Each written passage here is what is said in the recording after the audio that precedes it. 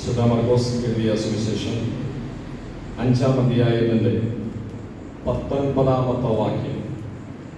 മർക്കോസ് എഴുതിയ സുവിശേഷം 5-ാം അധ്യായത്തിൻ്റെ 19-ാമത്തെ വാക്യം വായിച്ചാണ് ദൈവവചനം ധ്യാനിക്കാൻ ആഗ്രഹിക്കുന്നത്.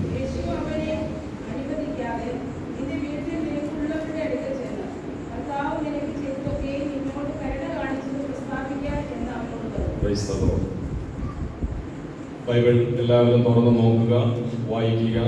പരിശുദ്ധാത്മാവിൽ നിന്ന് നമ്മോട് സംസാരിക്കുവാൻ വേണ്ടി നിങ്ങൾ പ്രാർത്ഥിക്കുക.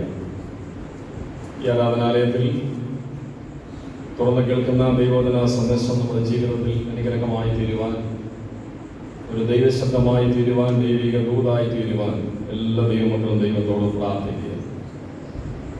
കർത്താവ് നിനക്ക് ചെയ്തതൊക്കെ കരുണ കാണിച്ചത്. നീ എന്ത് ചെയ്യണം? അവിടെ ചെന്ന് നിന്റെ വീട്ടിൽ ചെന്ന് അറിയിക്കുക. ദൈവത്തിന് സ്തോത്രം.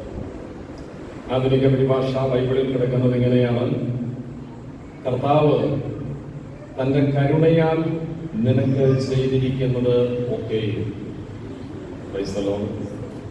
നമ്മൾ സാധാരണ വായിക്കുന്ന ബൈബിളിൽ 2 ഭാഗമായിട്ടാണ് കർത്താവ് നിനക്ക് ചെയ്തതൊക്കെ എന്ന് പറഞ്ഞിട്ട് അടുത്ത ഒരു ഭാഗമായിട്ടാണ് കരുണ. എന്നാൽ അതിലുപരി യഥാർത്ഥത്തിൽ വായിച്ച് നമുക്ക് മനസ്സിലാക്കാൻ കഴിയുന്നത് കർത്താവ് തൻ്റെ കരുണയാൽ നിനക്ക് ചെയ്തതൊക്കെ.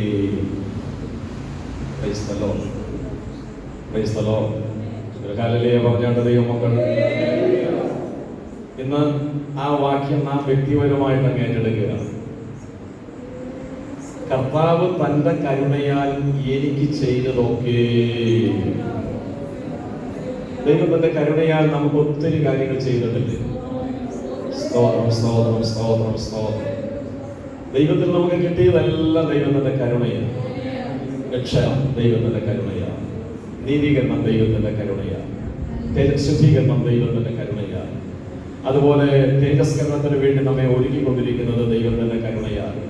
അനുദിന ജീവിതത്തിൽ നമുക്ക് ആവശ്യമായ ഭൗതിക നന്മകൾ, നമുക്ക് ആവശ്യമായിരിക്കുന്ന സാമ്പത്തിക മുഖാന്തരങ്ങൾ, നമ്മുടെ തലമുറകൾക്ക് ആവശ്യമായത് എല്ലാം ദൈവത്തിന്റെ കരുണയാൽ കിട്ടിയതാണ്. ദൈവത്തിന്റെ പരിശുദ്ധാത്മാവ് പറയുന്നൊരു കാര്യം ഇതാണ്: വിടുതൽ കിട്ടിയ ഓരോ ദൈവമക്കളും ഇത് നന്നായിട്ട് ഓർക്കണം. കർത്താവ് തന്റെ കരുണയാൽ നിനക്ക് ചെയ്തതൊക്കെയും ആ നിനക്ക് എന്നുള്ളിടത്ത് എനിക്കെന്ന് നാം ഏറ്റെടുത്ത് പറയുക. സ്തോത്രം, സ്തോത്രം, സ്തോത്രം. ഇരിക്കുമ്പോൾ നന്ദിയുള്ള ഹൃദയത്തോടെ ദൈവത്തെ മഹത്വപ്പെടുത്താനായിട്ട് കഴിയുന്നില്ലേ? അതിന്റെ കാരണം എന്നറിയാമോ? കർത്താവ് ചെയ്തതൊക്കെ. സ്തോത്രം. ഞാൻ ആ ചെയ്തതൊക്കെ ആ മനുഷ്യൻ എന്തൊക്കെയാണെന്ന് ഞാൻ ഈ സന്ദേശത്തിന്റെ 2-ാം ഭാഗമായിട്ട് പറയാം. എന്നാൽ 1-ാം ഭാഗം ഈ കർത്താവ് ഈ മനുഷ്യന് കരുണയാൽ ചെയ്തതൊക്കെയും എന്ന് പറയുന്നതിന് മുമ്പ് ഈ മനുഷ്യനൊരു സാഹചര്യം ഉണ്ടായിരുന്നു. മനസ്സിലായോ? ഈ ഗദരദേശത്തെ ഭൂതഗ്രസ്തനായിരിക്കുന്ന മനുഷ്യന്റെ ജീവിതത്തിന്റെ 2 ഭാഗം പരിശുദ്ധാത്മാവ് 5-ാം അധ്യായത്തിന്റെ പ്രാരംഭ ഭാഗങ്ങളിൽ വരച്ചു കാണിക്കുന്നുണ്ട്. കർത്താവ് വരുന്നതിന് മുമ്പ്, അതിനുശേഷം. കർത്താവ് തന്റെ കരുണയാൽ ചെയ്യുന്നതിന് മുമ്പ്, ചെയ്തതിന് ശേഷം. അപ്പൊ കർത്താവ് തന്റെ കരുണയാൽ ചെയ്തത് എന്ന് പറയുന്നതിന് മുമ്പ് ഈ മനുഷ്യൻ എങ്ങനെയായിരുന്നു എന്നൊന്ന് നമ്മൾ ചിന്തിച്ചിട്ട് വേണം ചെയ്തതിന് ശേഷം തനിക്ക് ലഭ്യമായ ആ വ്യത്യസ്തമായിരിക്കുന്ന കാര്യങ്ങളെ കുറിച്ച് നമുക്ക് ഓർക്കുവാനായിരുന്നു. നമ്മുടെ സമയത്തിന്റെ പരിധിയിൽ പരിശുദ്ധാത്മാവ് അത് നമ്മോട് സംസാരിക്കാനായിട്ട് ദൈവമക്കൾ പ്രാർത്ഥിക്കുക. ദൈവത്തിന് സ്തോത്രം.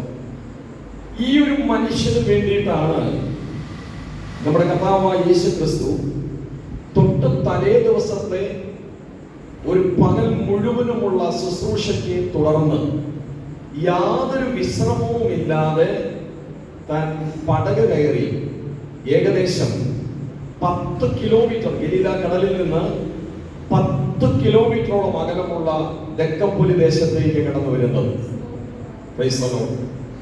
4-ാം അധ്യായത്തിൽ നിന്ന് സഹോദരി സമാജത്തിൽ ഞാൻ സംസാരിച്ചതാണ്. ഞാൻ ഈ ദിവസങ്ങളിൽ വായിച്ച് ധ്യാനിച്ച് പഠിച്ചുകൊണ്ടിരിക്കുന്നത് എൻ്റെ വായനാ ക്രമത്തിൽ വന്നുകൊണ്ടിരിക്കുന്ന മർക്കോസിന്റെ സുവിശേഷമായതുകൊണ്ട് കുറച്ചുകൂടെ പഠിച്ചുകൊണ്ടിരിക്കുകയാണ്. ദൈവത്തിന് സ്തോത്രം. അപ്പൊ 4-ാം അധ്യായത്തിന്റെ സഹോദരി സമാജത്തിൽ ഒരു സന്ദേശം ഞാൻ സംസാരിച്ചതാണ്. 4-ാം അധ്യായത്തിന്റെ ഒടുവിലത്തെ ഭാഗങ്ങൾ. 5-ാം അധ്യായം ഗലീലാ കടലിന്റെ അക്കരെ ദെക്കപ്പൊലി ദേശത്തേക്ക് ഇവർ വന്നു. പക്ഷേ ഈ ദെക്കപ്പൊലി ദേശത്തേക്ക് വരുവാൻ എത്രമാത്രം തടസ്സമുണ്ടായെന്നറിയാമോ? പക്ഷെ ആ സകല തടസ്സങ്ങളെ കർത്താവ് അതിജീവിച്ചു. ദൈവത്തിന് സ്തോത്രം. ഈ ദെക്കപ്പൊലി ദേശത്തേക്ക് വന്നു കഴിഞ്ഞപ്പോൾ ഒരു മനുഷ്യൻ തന്നെ എതിരേറ്റു വരുന്നു എന്നും പറഞ്ഞാണ് ഈ മർക്കോസ് എഴുതിയ സൂചനയുടെ 5-ാം അധ്യായം ആരംഭിക്കുന്നത് തന്നെ. എതിരേറ്റു വരുന്ന ഈ മനുഷ്യൻ ഒരു സാധാരണക്കാരനായ മനുഷ്യനല്ല, അശുദ്ധാത്മാവ് ബാധിതനാണ്. ഇനി ആ അശുദ്ധാത്മാവ് ഒരു സാധാരണ അശുദ്ധാത്മാവല്ല, 12,000 ഭൂതങ്ങൾ കുടികൊള്ളുന്ന ലെഗ്യോൻ എന്ന് പറയുന്ന ഒരു സൈന്യ വ്യൂഹമാണ്. ദൈവത്തിന്റെ മാലാഖമാരിൽ ശക്തി കൂടിയവരും ശക്തി കുറഞ്ഞവരുമുണ്ട്. ബൈബിൾ പറയുന്നു സാത്താന്യ ശക്തികളിൽ പൈശാചിക ദൂതന്മാരിൽ ശക്തി കുറഞ്ഞവരും ശക്തി കൂടിയവരുമുണ്ട്. ഒരു പിശാച് തന്നെ നടക്കും, 2 പിശാചായിട്ട് പോകും. ഒരു മാലാഖയായിട്ട് പോകും, 2 മാലാഖയായിട്ട് പോകും. ഒരു ഭൂതമായിട്ട് പോകും, 2 ഭൂതമായിട്ട് പോകും. ദൈവത്തിന്റെ മാലാഖമാര് ഒന്നിലധികവും വലിയ ഒരു സംഘവുമായി യാത്ര ചെയ്ത് ദൈവത്തിന് വേണ്ടി ഉദ്ദിഷ്ട കാര്യങ്ങൾ സാധിച്ച് മടങ്ങി വരുന്നത് പോലെ സാത്താന്യ ശക്തിക്ക് വേണ്ടി സാത്താന്യ പൈശാചിക ആത്മാക്കൾ ഒറ്റയായിട്ടോ 2ആയിട്ടോ 5ആയിട്ടോ 10ആയിട്ടോ 100എങ്കിൽ 100ആയിട്ടോ 1000എങ്കിൽ 1000ആയിട്ടോ അങ്ങനെ വ്യത്യസ്ത സംഘങ്ങളായി തിരിഞ്ഞ് ദൈവത്തിന് വേണ്ടി തന്റെ മാലാഖമാർ കാര്യങ്ങൾ സാധിച്ചെടുക്കുന്നത് പോലെ പിശാചിന് വേണ്ടിയും പൈശാചിക ദൂതന്മാർ കാര്യങ്ങൾ സാധിപ്പിച്ചെടുക്കും. പക്ഷെ അവിടെ ഓർക്കേണ്ട ഒരു കാര്യം ഇതാണ്, എത്ര പൈശാചിക മാലാഖമാരുണ്ടെങ്കിലും സകല പൈശാചിക മാലാഖമാരെ തകർക്കുന്ന ദൈവീക ശക്തിയുടെ വ്യാപാരം നമുക്ക് കാണുവാനായിട്ട് കഴിയുന്നുണ്ട്.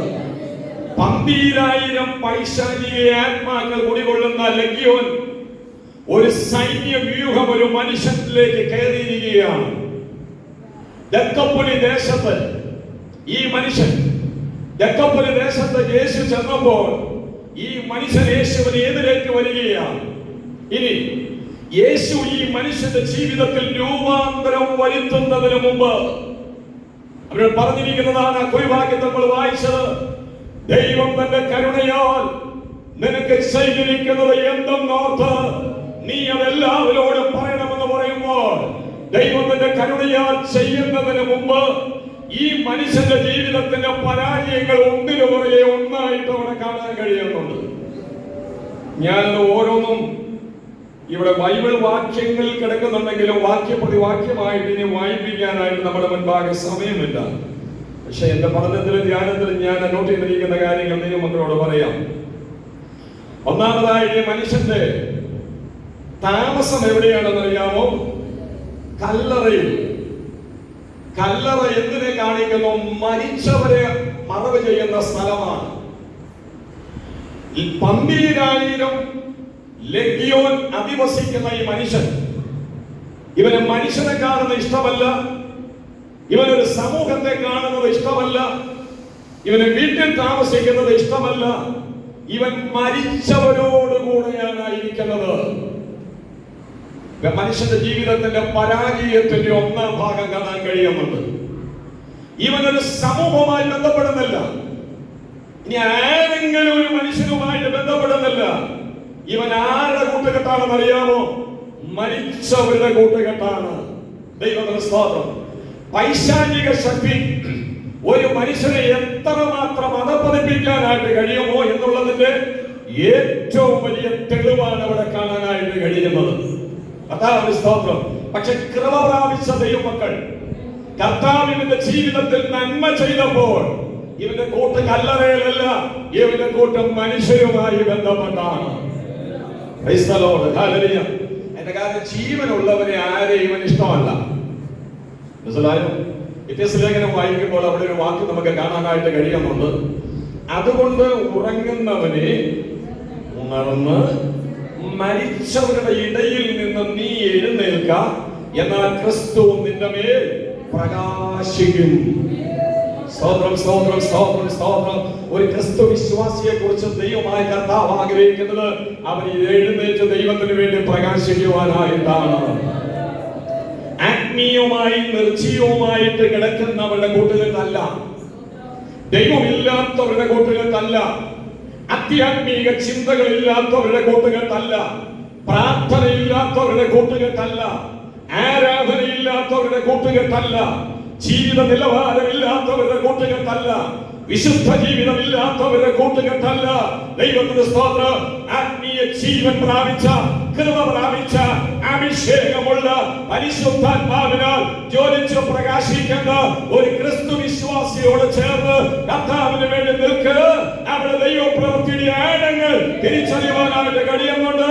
പൈശാചിക ശക്തി ഈ മനുഷ്യനെ മൃതപ്രായമായ അവസ്ഥയിലേക്ക് കൊണ്ടുപോയി.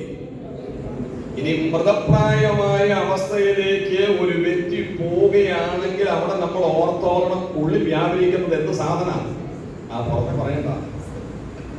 പുറമെ പറഞ്ഞു കഴിഞ്ഞാൽ ഉള്ള സ്നേഹമൊന്നും ഇല്ലാതാകും. ഞാനിങ്ങനെ പൊതുവിലുള്ള കാര്യങ്ങളാണ് പറയുന്നത്. നമ്മൾ ആത്മീയമായിട്ട് വിവേചിച്ചാൽ മതി. ഈ ആത്മാവ് ശരിയല്ലെന്ന് ഓർത്താൽ മതി.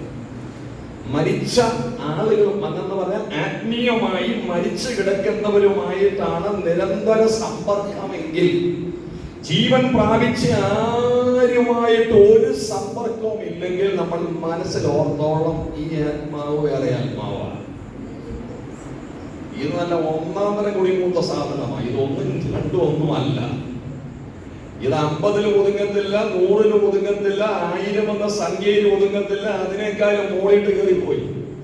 ഇത് വലിയ സാധനമാണ്. ദൈവത്തിന്റെ സ്തോത്രം. മുട്ടുമുടക്കി ദൈവസന്നിധിയിൽ പ്രാർത്ഥനയാൽ ഉപവാസാലും അല്ലാതെ ജാതിയെ മാറ്റിക്കളയാനായിട്ട് കഴിയത്തില്ല.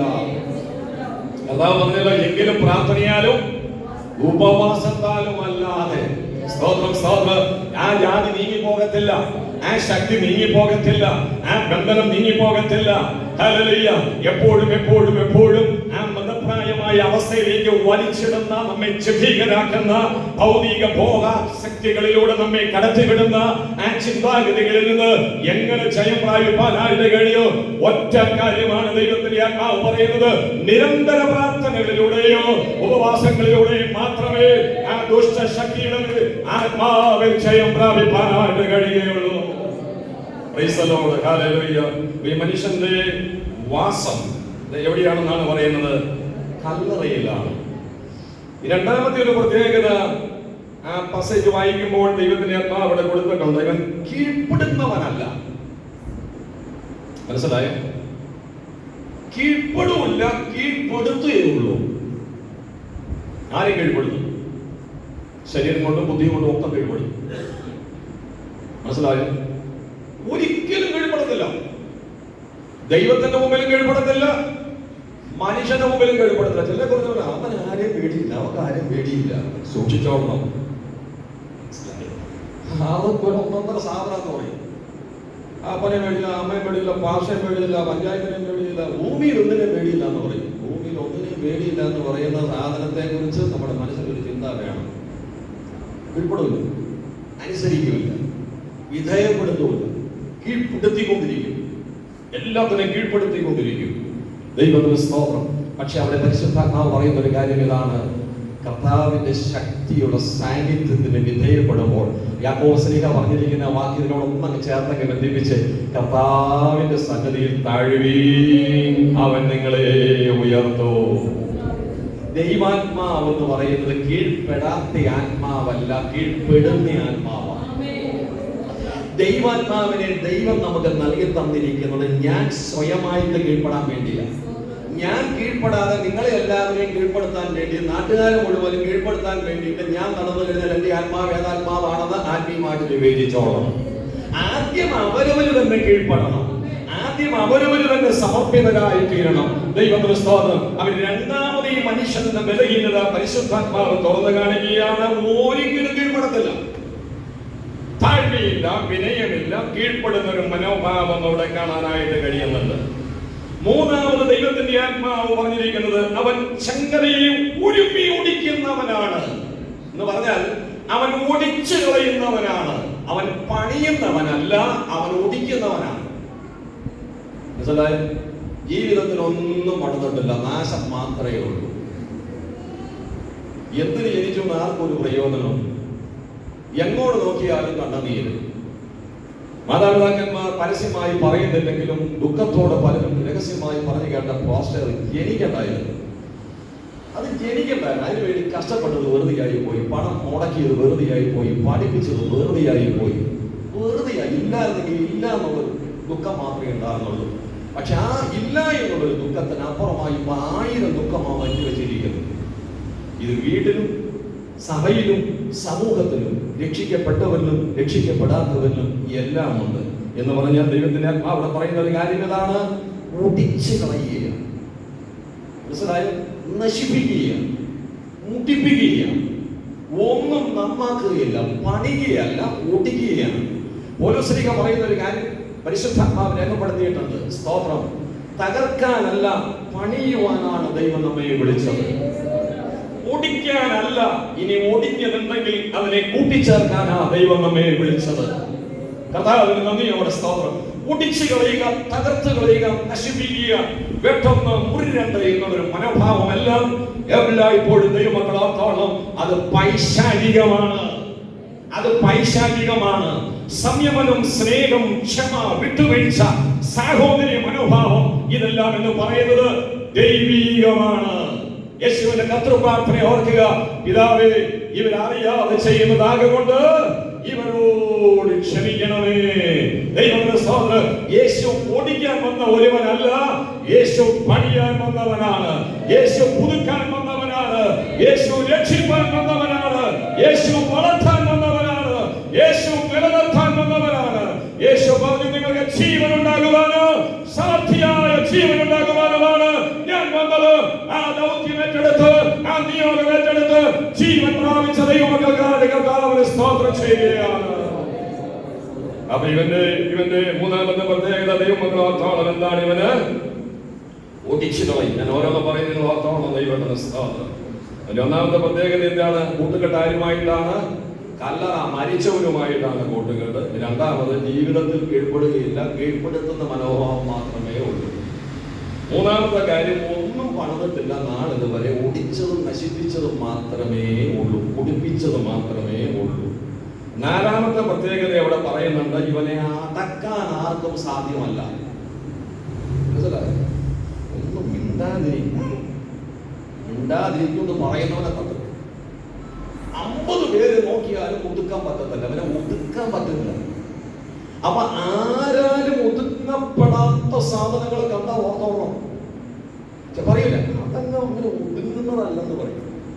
അല്ലേ? സമൂഹത്തിലുള്ളവരെ നോക്കിക്കൊണ്ട് പറയുന്നത് അതൊന്നും ഒതുക്കാൻ പറ്റില്ല, വിട്ടേരാ, കേസങ്ങ് വിട്ടേക്കാൻ പറ്റും. ശരിയല്ലേ? ചിലരുടെ ഒരു യാത്ര കണ്ടു കഴിഞ്ഞാൽ അങ്ങനെയാണ്. വണ്ടിയിൽ പോകുന്ന കണ്ടു കഴിഞ്ഞാൽ, നടന്നു പോകുന്ന കണ്ടു കഴിഞ്ഞാൽ, സമൂഹത്തിൽ എവിടെയായാലും ഒതുങ്ങൂല്ല എന്ന് പറയും. എനിക്ക് പറയുന്നത് ശരിയല്ലേ? ഒതുങ്ങൂല്ല. ശരിയാ, ഒതുങ്ങൂല്ല. ഇത് ഒതുങ്ങാത്തതിന്റെ കാരണം എന്താണെന്നറിയാമോ? കാരണം എത്രയാ?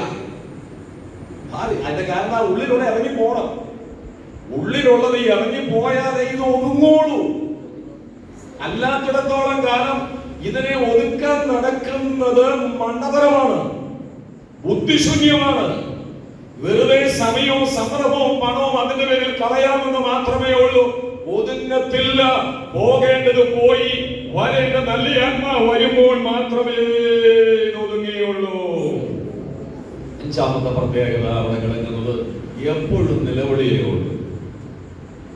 ചിരി എന്ന് പറയുന്നതില്ല. സന്തോഷം എന്ന് പറയുന്നത് ഏത് സമയത്തും മുഖത്തേക്ക് നോക്കി തന്നെ ഉള്ളൂ.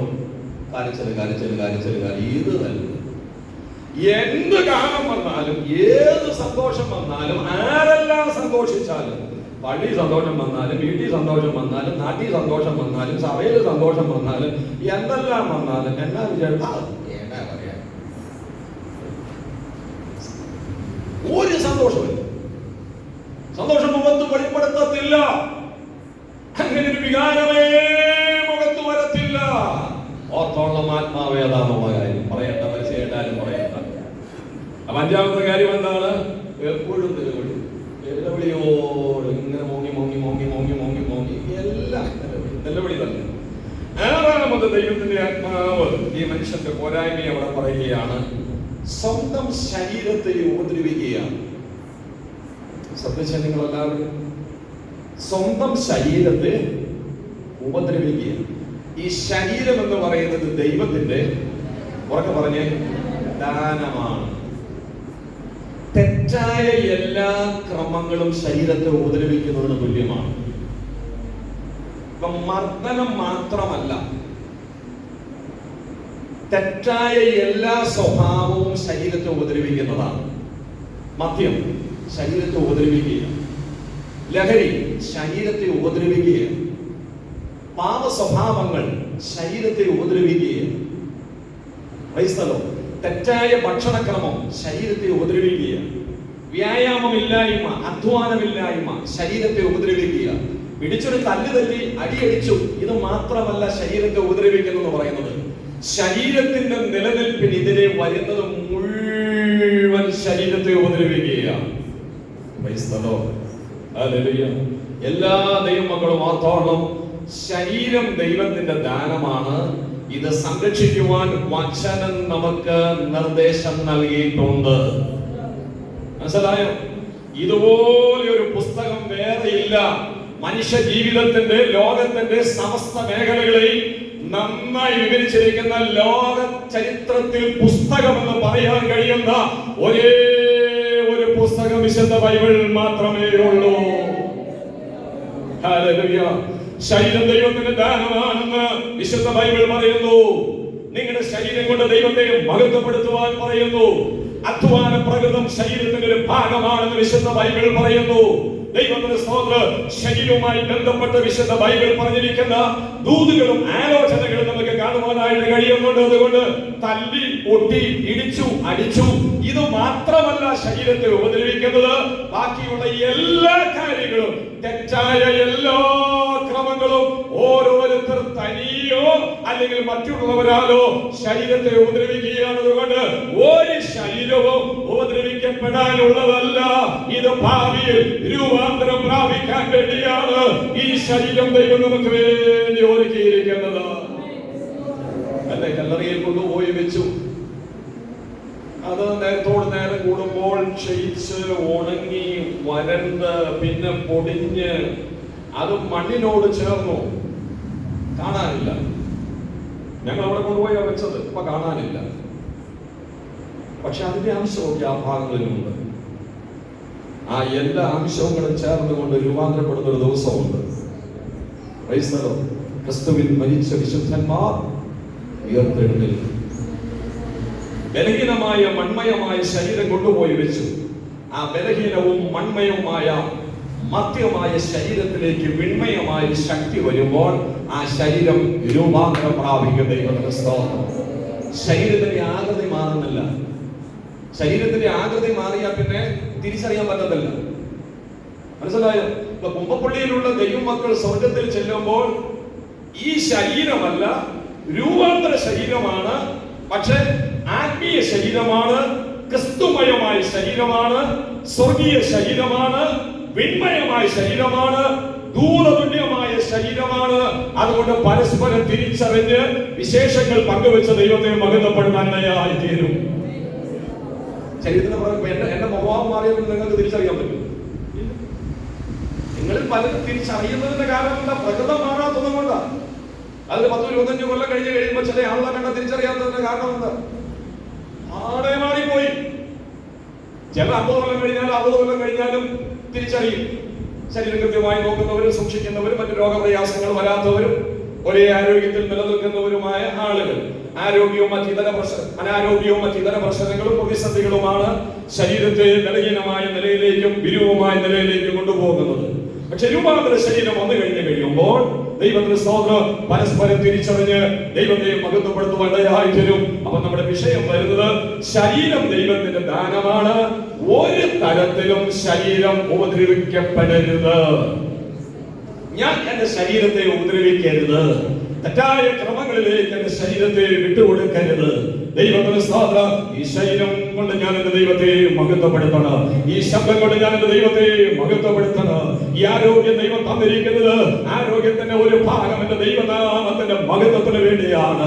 ദൈവത്തിന് സ്തോത്രം. എന്റെ സാധ്യതകൾ ആ ദൈവനാമ മഹത്വത്തിന് വേണ്ടിയാണ്. എന്റെ കഴിവ് ദൈവനാമ മഹത്വത്തിന് വേണ്ടിയാണ്. ദൈവത്തിന് സ്തോത്രം. ഈ വിധ ചിന്തയില്ലാതെ ശരീരത്തെ കുറിച്ചുള്ള ഒരു കാഴ്ചപ്പാടും വരാത്തവരായ ആളുകൾ പൈശാചിക ബാധിതരാണെന്ന് ഈ മനുഷ്യന്റെ ചരിത്രം നമ്മെ വെളിപ്പെടുത്തുകയാണ്. സ്തോത്രം. ഇയാള് ആറാമത്തെ പ്രത്യേകത ശരീരത്തെ ഉപദ്രവിക്കുന്നയാളാണ്. ഏഴാമത് ഭാഗം വായിക്കുമ്പോൾ ദൈവത്തിന്റെ പരിശുദ്ധാത്മാവ് പറയുന്നു, ഇവൻ രാവും പകലും കരഞ്ഞുകൊണ്ടിരിക്കുന്നു എന്ന് പറഞ്ഞാൽ ഇവൻ ഉറക്കമില്ല. പിന്നെന്തില്ല? ഉറക്കമില്ല. ഉറങ്ങാൻ കഴിയുന്നില്ല. ദൈവം മനുഷ്യൻ വെച്ചിരിക്കുന്ന വിശ്രമത്തിനൊരു സമയമുണ്ട്. വിശ്രമത്തിലേക്ക് പ്രവേശിക്കണം. സമയമാകുമ്പോൾ ശാരീരിക അധ്വാനങ്ങളിൽ നിന്ന് ശരീരത്തിന് കൊടുക്കേണ്ട ഒരു വിശ്രമമുണ്ട്. ഞാൻ വിശ്രമമല്ലാതെ ഓടിക്കൊണ്ടിരിക്കുന്നത് അതിന്റെ ആവശ്യമൊന്നുമില്ല. അത്രയും വലിയ വിശുദ്ധരായിട്ട് ലോകത്തിൽ ജീവിക്കേണ്ട കാര്യമില്ല. ശരീരത്തിന് കൊടുക്കേണ്ട വിശ്രമം കൊടുക്കണം. ഓടേണ്ട സമയത്ത് ഓടിയാൽ മതി, പണിയേണ്ട സമയത്ത് പണിതാൽ മതി, അധ്വാനിക്കേണ്ട സമയത്ത് അധ്വാനിച്ചാൽ മതി. ഇല്ലെങ്കിൽ പറ്റുന്ന കുഴപ്പം എന്താണെന്നറിയാമോ? കാലത്തിന് മുമ്പേ പോകേണ്ട വരും. താഴെ കിടക്കും. ഇത് താഴെ കിടന്നു കഴിയുമ്പോൾ പിന്നെ മുക്കി എടുത്തോണ്ട് പിന്നെ പോയിട്ട് പിന്നെ കാര്യമില്ല. ദൈവത്തിന്റെ സ്തോത്രം. അതുകൊണ്ട് ശരീരത്തിന് കൊടുക്കേണ്ട വിശ്രമം സമയാസമയത്ത് കൊടുക്കണം. പക്ഷെ അത് കൊടുക്കാൻ ഈ മനുഷ്യന് കഴിയുന്നില്ല. മനസ്സിലായോ? ഇവൻ ഉറങ്ങാൻ കഴിയുന്നില്ല. അതിന്റെ കാരണം ഇവൻ രാവൊന്നോ പകലൊന്നോ ഇല്ലാതെ 24 മണിക്കൂർ ഇവൻ എന്ത് ചെയ്തുകൊണ്ടിരിക്കുക? കരഞ്ഞുകൊണ്ടിരിക്കുക. നീ പകല് കരഞ്ഞ് രാത്രി കിടന്ന് ഉറങ്ങും. പകൽ കരച്ചിലും രാത്രി ഉറങ്ങുമല്ല. ഇവൻ പകലും കരയും ചെയ്യും, രാത്രിയും കിടന്ന് കരയും. കരച്ചിലോട് കരച്ചിൽ. അങ്ങനെ ആദ്യം അത് പറഞ്ഞതാണ്. ഇപ്പോഴത്തെ വിഷയം എന്ന് പറഞ്ഞാൽ അവന് ഉറങ്ങാൻ കഴിയുന്നില്ലെന്ന് പറഞ്ഞാൽ അവന് ശരീരത്തിന് വിശ്രമം കൊടുക്കുന്നില്ല. ഉറക്കം വിശ്രമത്തെ കാണിക്കുന്നു. വിശുദ്ധ ബൈബിളും അങ്ങനെയാണ് പറയുന്നത്.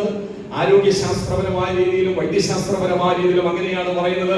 ശരീരത്തിന് കൊടുക്കേണ്ട വിശ്രമമാണ്. വിശ്രമരഹിതമായി ഈ പൈശാചിക ശക്തി ഇവനെ വലിച്ചിഴച്ചു കൊണ്ടുപോയിക്കൊണ്ടിരിക്കുകയാണ്. ദൈവത്തിന് സ്തോത്രം. എട്ടാമത്തെ പ്രത്യേകതയുടെ ഭാഗം വായിക്കുമ്പോൾ ഇങ്ങനെയാണ്, ഇവൻ സുബോധമില്ലാത്തവനാണ്. നല്ല ബോധമില്ല.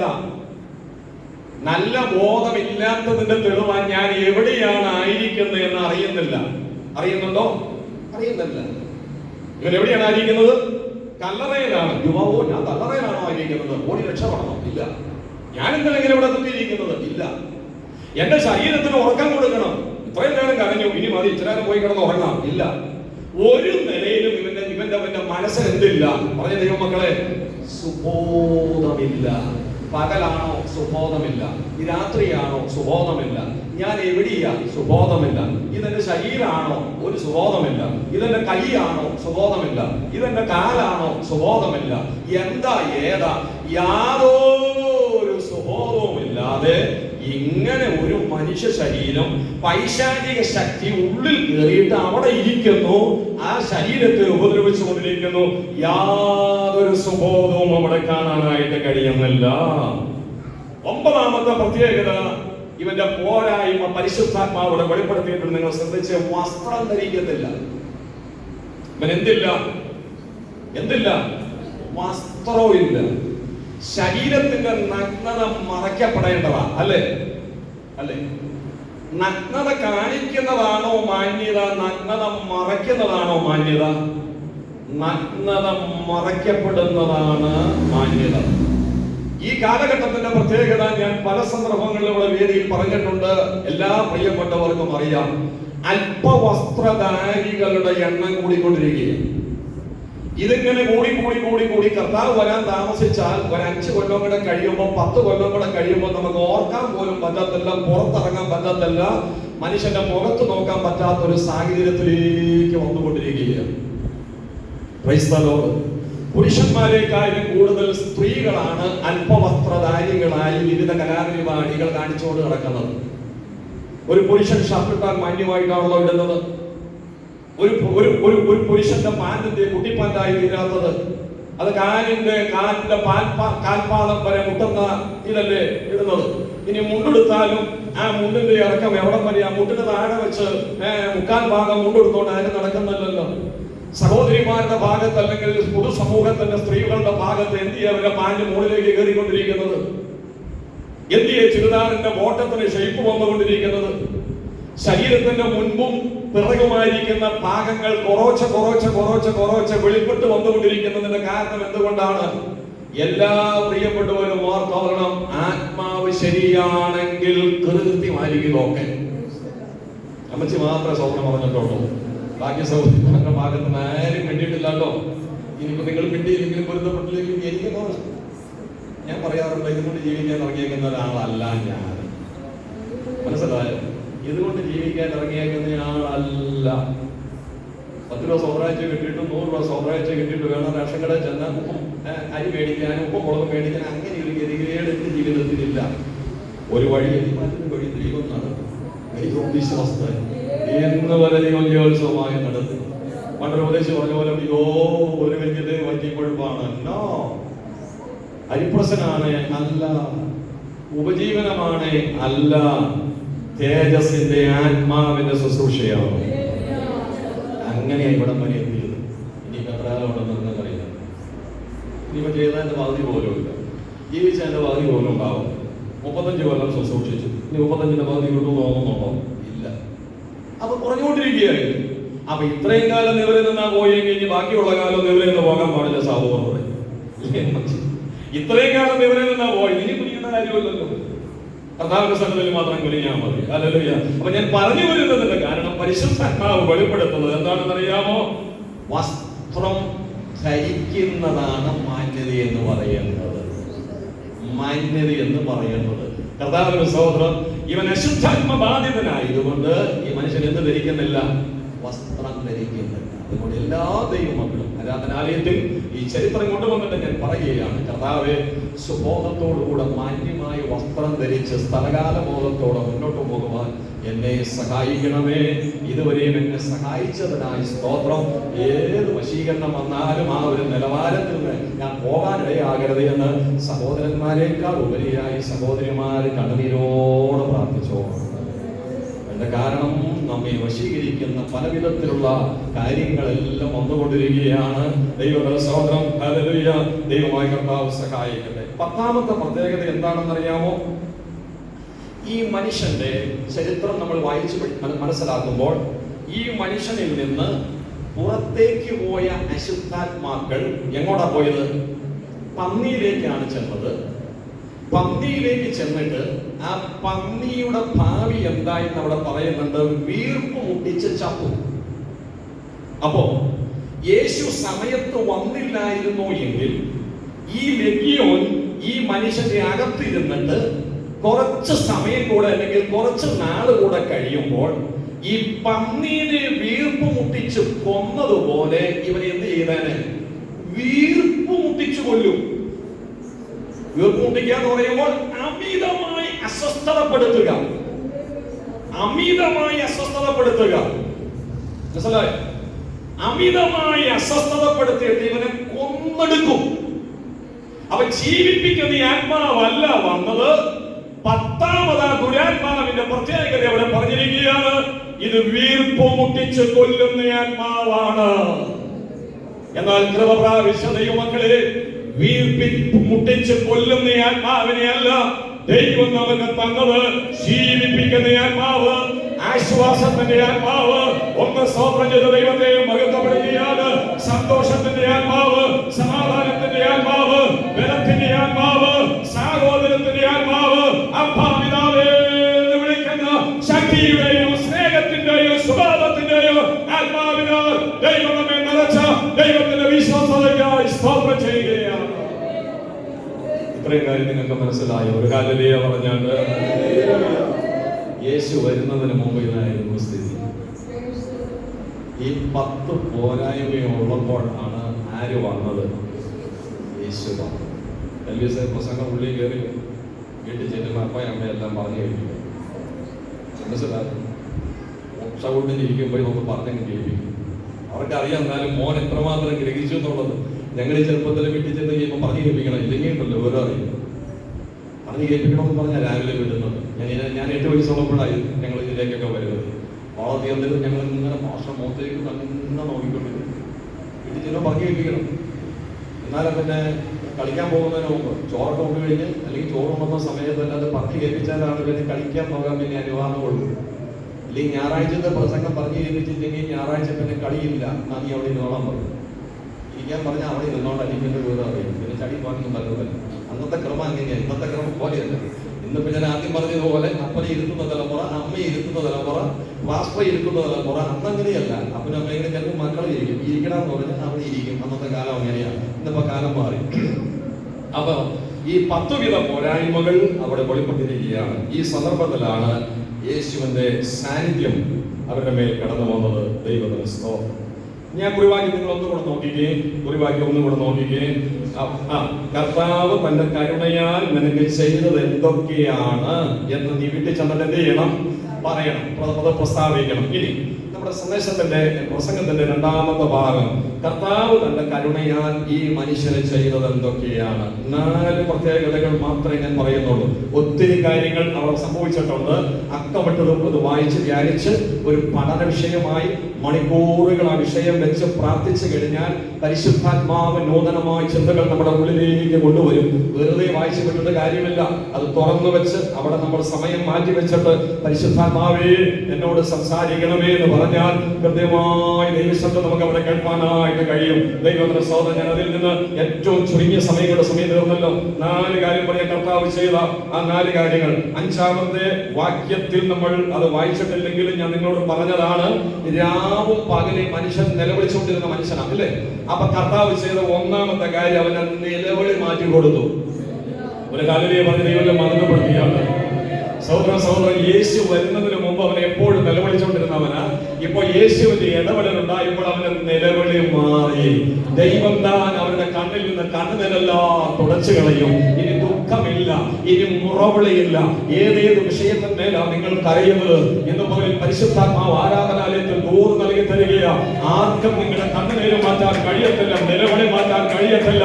എത്ര പേർക്ക് ആരാധന മനോഭാവത്തോടെ ദൂരെ നിൽക്കുവാനായിട്ട് കഴിയും? ഓരോ ഹൃദയങ്ങൾക്ക് നേരെ ദൈവത്തിന്റെ ആത്മാവ് ദൂരെ പറയുക. യേശു നിലവിളി മാറ്റുന്നവനാ, യേശു കരച്ചിൽ മാറ്റുന്നവനാ, യേശു കണ്ണുനീർ മാറ്റുന്നവനാ, യേശു ദുഃഖം മാറ്റുന്നവനാ. കുമ്പപ്പള്ളി സഭയെ പരിശുദ്ധാത്മാവ് ഒരിക്കൽ കൂടി പറയുക, എല്ലാ നിരോധനങ്ങളും യേശു മാറ്റുന്നവനാണ്. എല്ലാ ദുഃഖങ്ങളും യേശു മാറ്റുന്നവനാണ്. സമയത്തിന് പരിധിയുള്ളത് കൊണ്ട് വേഗത്തിൽ പോയി 1ാമത് യേശു അവന് ചെയ്തത് തന്റെ കരുണയാൽ അവന്റെ നിലവിളി എന്ത് ചെയ്തു? അവന്റെ നിലവിളി മാറ്റി. 2ാമത് 5ാം അധ്യായത്തിന്റെ 9ാമത്തെ വാക്യത്തിൽ അവന്റെ പേര് ചോദിച്ചപ്പോൾ അവൻ പറഞ്ഞത് എന്നാന്നറിയാമോ? ലെഗിയോൻ. അത് യേശു വരുന്നതിന് മുമ്പ് യേശു തന്റെ കരുണയാൽ അവന് നന്മ ചെയ്ത് കഴിഞ്ഞപ്പോൾ ഇപ്പോൾ അവന്റെ പേര് അവന്റെ മാതാപിതാക്കന്മാർ ഇട്ട പേരിലേക്ക് അവൻ വന്നു. ആ പേര് ഇവിടെ വെളിപ്പെടുത്തിയിട്ടില്ലെങ്കിലും പരിശുദ്ധാത്മാവ് വെളിപ്പെടുത്തുന്ന ഒരു കാര്യം ഇതാണ്: അവന്റെ പേര് മാറ്റി. ഒരു പൈശാചിക ശക്തിയുടെ പേരിലാണ് അവൻ അറിയപ്പെട്ടത്, അല്ലേ? ദൈവത്തിന്റെ സ്തോത്രം. അവൻ അറിയപ്പെടുന്നത് മാറ്റി. ഞാൻ ദൈവാത്മാവിൽ ദൂത് പറയാം.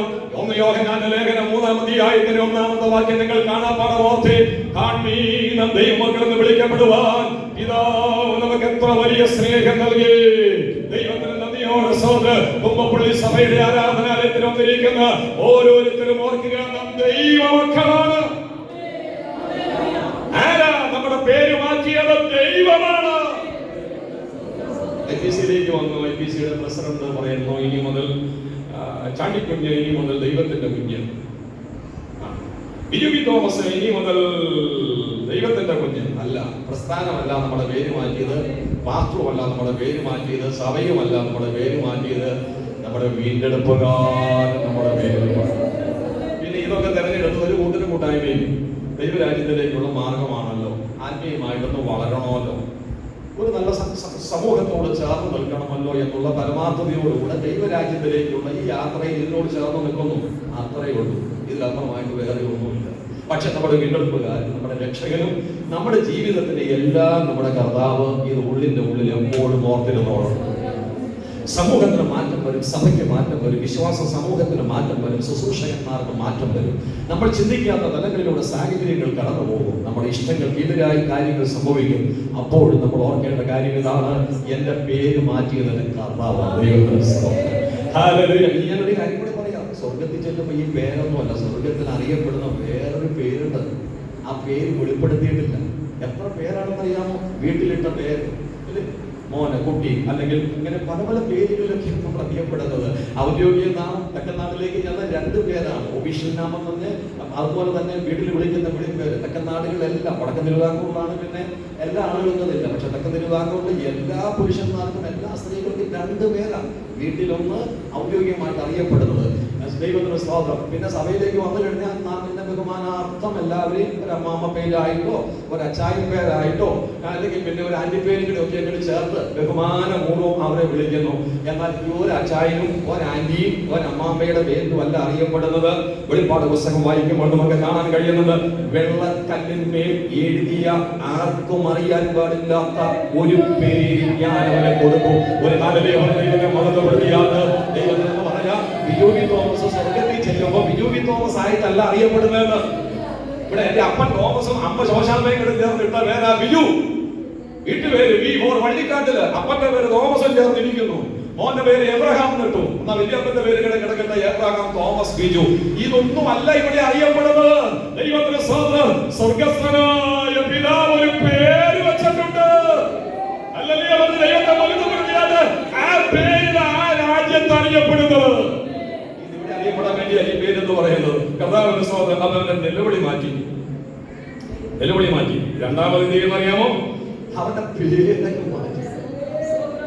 അപ്പൊ ഞാൻ ഈശോയോട് കർത്താവിനോട് ചോദിച്ചു, ഞാൻ ഈശോയോട് എന്റെ പൊന്നു കർത്താവ് എന്ത് പരിപാടിയാണ് ചെയ്തത്? അവന്റെ അമ്മ പെങ്ങളുടെ ആ പേരാണ് ഒരു വെള്ളമളാണ്. അവന്റെ പേര് മാറ്റി.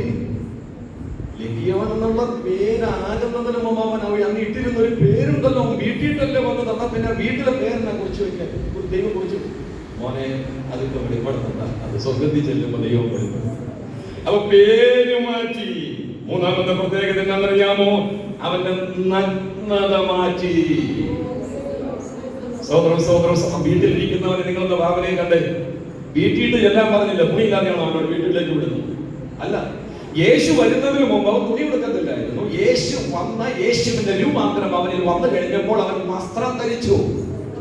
അവന്റെ നഗ്നത മാറ്റി, അവന്റെ അപമാനം മാറ്റി, അവന്റെ പരിഹാസം മാറ്റി, അവന്റെ നിന്ന മാറ്റി. കാണുന്നവർ മുഖം തിരിച്ചാക്ഷേപിക്കുന്ന രീതിയിൽ, അവന്റെ മുഖത്ത് നോക്കാത്ത രീതിയിൽ അവന്റെ നഗ്നത ദൈവമായ കർത്താവ് മറച്ചിട്ട് അവനെ വസ്ത്രമൊളിപ്പിച്ചത് ദൈവത്തെ കാണാനായിട്ട് കഴിയുന്നുണ്ട്.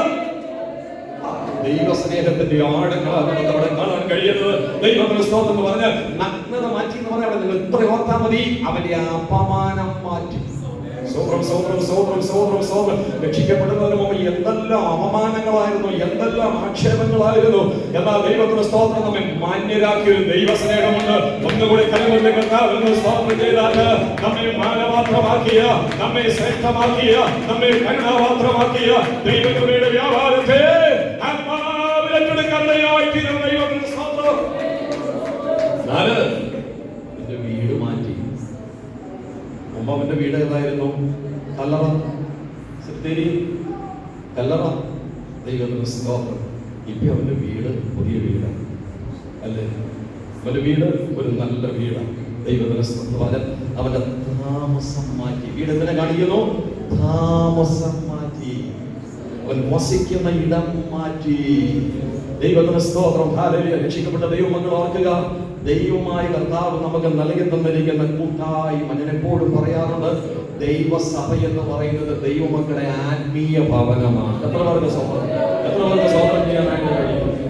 അത് ഈ ചിന്ത വരാൻ്റെ കാരണം എന്താ? കാള്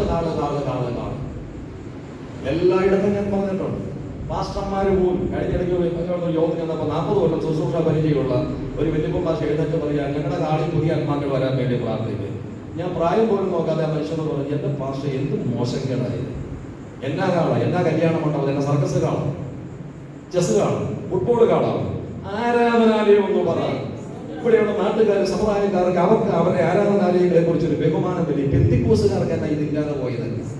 അല്ല പിന്നെ എന്തിനാ കുന്ത്രാണ്ടം പടർന്നു വീടുന്നു, മണൽ വാരി കല്ലിയോ കൊണ്ടും നായനാട് ഓർമ്മ പണി കഴിപ്പിക്കാൻ വേണ്ടി ഞാൻ പെട്ട പാടെന്താണെന്നുള്ള കാര്യം ഏതാണ്ട് എനിക്കറിയാം. ഇത് തീർന്നു വരുന്ന കാലയളവിലാണ് അത് തുടങ്ങുന്നത്. ഇതിന് പ്ലാൻ വരച്ച ചിന്നലപ്പള്ളി വേവിച്ചാൽ തന്നെയാണ് അതും വരച്ചത്.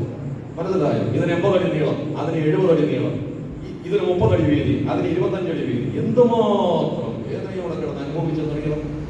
എന്തുമാത്രം താരം 5 കൊല്ലത്തെ ശുശ്രൂഷയിൽ ഒരു ആരാധനാലയം പണിയെടുപ്പിക്കപ്പെടുന്ന സമയത്ത് ഒരു പാസ്റ്റർ അനുഭവിക്കുന്ന ശാരീരികവും മാനസികമായ കൂലിപ്പണിക്കാരനെ പോലെ ഞാൻ പോകണം. ഇന്നത്തെ കാലത്ത് എനിക്ക് ആരോഗ്യവും രണ്ടുപേരുടെ ആരോഗ്യമാണ്. ഞാൻ വീട്ടിൽ താമസിക്കുന്നവർക്ക് സമയമാണ് പാഴ്സണൽ ഇല്ലാത്തതുകൊണ്ട് ദൈവത്തിൽ ഞാൻ പറഞ്ഞു വരുന്നതിന് കാരണം ഇത്രയും കഷ്ടപ്പെട്ട് പണി കഴിപ്പിച്ച ഈ കെട്ടിടം ആരാധനാലയം എന്നുള്ള ചിന്തയില്ലാതെ നമ്മുടെ ആളുകൾ പോലും ശുശ്രൂഷക വ്രതങ്ങൾ പോലും പറയുന്നില്ല ആള് പറഞ്ഞുകൊണ്ട് അവിടെ ഇരിക്കുന്നത്.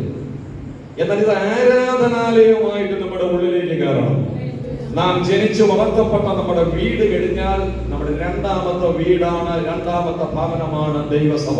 എത്ര പേർക്ക് ബോധ്യമുണ്ട്? ദൈവത്തിന്റെ സ്തോത്രം. ആ ചിന്ത നമ്മുടെ ഉള്ളിട്ട് വന്നു കഴിഞ്ഞാൽ ആത്മാവിൽ കർത്താവിനെ ആരാധിക്കും. വീട്ടിട്ട് ചെല്ലാൻ എല്ലാവർക്കും സന്തോഷമല്ലേ? ഇപ്പൊ ഒരു കർത്താവിനെ നമ്മൾ തീർന്നു കിട്ടാൻ ഒരു സമയത്തിന് പോയി പെട്ടെന്ന് വീട്ടിൽ ചെന്ന് ചാപ്പാൻ അടിക്കണം, ഉച്ചക്കഴിഞ്ഞുള്ള അടുത്ത പരിപാടി. വീട്ടിൽ ചെല്ലാൻ എല്ലാവർക്കും ആഗ്രഹമാണ്. നമ്മളൊക്കെ അങ്ങനെ, ഞാനും അങ്ങനെ പുറത്തേക്ക് പോയി കഴിഞ്ഞാൽ പെട്ടെന്ന് വീട്ടിലേക്ക് വരണം. ദൈവസഭയെ കുറിച്ച്, ദൈവസഭയുടെ കൂട്ടായ്മയെ കുറിച്ച്, ദൈവസഭയുടെ ആരാധനയെ കുറിച്ച്, ദൈവസഭയുടെ ആത്മീയ ബന്ധത്തെ കുറിച്ച് ഒരു ഉൾക്കാഴ്ച ബോധം ഉണ്ടായിരിക്കണം. എന്റെ ആത്മീയ വീടാണ്, എന്റെ വീട്ടിലേക്ക് ഒന്ന് ചെല്ലണം. അവിടെ ഒരു ശുശ്രൂഷയുണ്ട്, അവിടെ ഒരു ആരാധനയുണ്ട്, പിതൃതുല്യമായിട്ട് അവിടെ നിൽക്കുന്ന ഒരു പാസ്റ്ററുണ്ട്, എന്റെ കൂട്ടു സഹോദരങ്ങളുണ്ട്, എന്റെ ജ്യേഷ്ഠ സഹോദരന്മാരുണ്ട്, എന്റെ ജ്യേഷ്ഠ സഹോദരിമാരുണ്ട്. അവരോട് ചേർന്ന് എന്റെ കർത്താവിനെ ആരാധിക്കണം. പിതൃതുല്യമായ മാതാപിതാക്കന്മാരുണ്ട്. ഈ ചിന്ത വരുമ്പോഴാ ദൈവസഭയാകുന്ന വീട് സന്തോഷമായി തീരുന്നത്. ഞാൻ പറഞ്ഞ് മനസ്സിലാകുന്ന കർത്താവിനെ സ്വാഗതം ചെയ്യുന്ന സമയം തീർന്നു. താഴെ മണിക്ക് കണ്ണുകളിച്ച് നമുക്ക് പ്രാർത്ഥിക്കാം. സ്വർഗ്ഗപിതാവേ, തിരുനാമത്തിനായ സ്തോത്രം, അനുഗ്രഹിക്കപ്പെട്ട വചനത്തിനായ സ്തോത്രം. കർത്താവിന്റെ സാന്നിധ്യത്തിന്റെ നിറവിൽ മുന്നോട്ട് പോകുവാൻ സഹായിക്കണമേ. കർത്താവ് ഞങ്ങൾക്ക് ഓരോരുത്തർക്കും തന്നെ കരുണയാൽ ചെയ്തത് നന്ദിയോടെ ഓർക്കുക. ഞങ്ങളുടെ നിലവിളി മാറ്റിയത്, ഞങ്ങളുടെ പേര് മാറ്റിയത്, ഞങ്ങളുടെ അപമാനം മാറ്റിയത്, ഞങ്ങളുടെ വീട് മാറ്റി ആത്മീയ ഭവനത്തിലേക്ക് ഞങ്ങളെ കൊണ്ടുവന്നത് നന്ദിയോടെ ഓർത്ത് മുന്നോട്ട് പോകാൻ സഹായിക്കണം. മഹത്വം അങ്ങേക്ക് യേശുക്രിസ്തുവിൻ ധന്യമേറിയ നാമത്തിൽ തന്നെ ആമേൻ. പ്രാർത്ഥനയോടെ തിരുമേശ